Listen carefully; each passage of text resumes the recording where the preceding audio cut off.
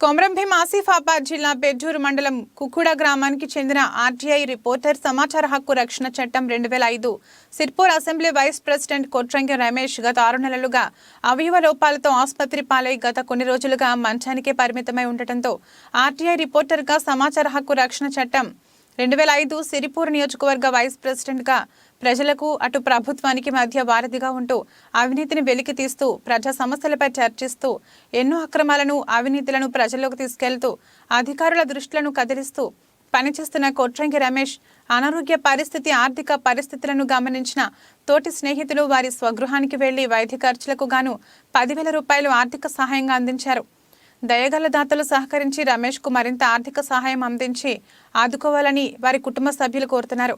ఈ కార్యక్రమంలో రంగు సురేష్, కావుడే రాజు, వసంత్, శ్రీధర్, రాజలింగు, శ్రీశైలం, బాలకృష్ణ తదితర మిత్రులు పాల్గొన్నారు.